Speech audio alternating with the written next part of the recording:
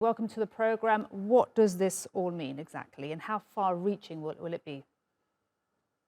Yeah, definitely. The Digital Services Act can be described as a basic law for the digital age. So it can be called such a constitutional law in that it explicitly regulates the big internet platforms in legal terms for the first time in the European Union. And this has become increasingly important, especially in recent years. So on the one hand, we are talking about the market power of these providers. And on the other hand, we are talking about an enormous increase in online crime, disinformation, and hate speech, especially in the recent years, especially since the war in Russia, Ukraine began, and especially since the corona pandemic began. And the fact is that many large corporations have done too little to combat this in the recent years, since controversial opinions, information in particular, also increased traffic on their websites. And with that increased traffic, they also have a higher revenue for the service providers. So this is exactly where the Digital Services Act comes in, by first regulating the largest providers and imposing comprehensive obligations on them. And so how exactly will it be safer for us, for users?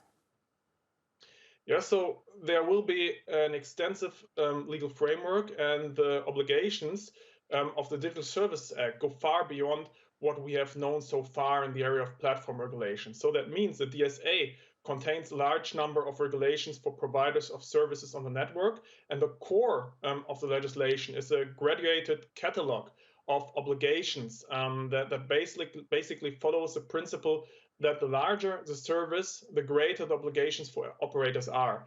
And that means that services with more than 45 million users in the European Union are considered particularly large. And as a result, they are not the responsibility of national supervisory authorities anymore, but of the European Commission. And that's a big change. And with that, the Digital Service Act stipulates, for example, that platform operators regulate illegal content promptly after becoming aware of it. No arbitrary decisions may be made with regard to this. And in addition, these are also obligations for transparency. There are also obligations for user information, and risk assessments must be newly made as to the extent to which content could also endanger, for example, reasons of public safety, or could endanger public opinion polls.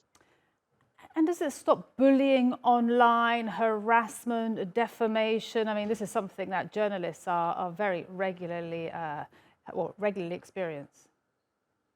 Yeah, And this so is many other also people, excuse something. me, not just journalists, of course. Yeah, this is also something we are experiencing as researchers. And in my opinion, in the long term, the Digital Service Act, broad scope of application, will bring about significant changes regarding this as well. And not only for the big platform operators, but also, for example, for online retailers who will no longer be able to control their users' behavior by means of dark patterns. And I personally consider the Digital Service Act to be an overdue step. And it is to be welcomed that the European Union has succeeded in reaching a workable agreement on this really highly controversial, discussed political issue, in implementing it in a timely manner. And the DSA will certainly not be the last digital regulation of its kind, and will also have a spillover effect on many other countries around the world, as we are currently seeing in other areas of European digital regulation, for example, such as cybersecurity or such as data privacy regulation in the European Union. Dennis, thank you very much indeed. Dennis-Kenji Kipker speaking to us there from Germany. Thank you. You're welcome.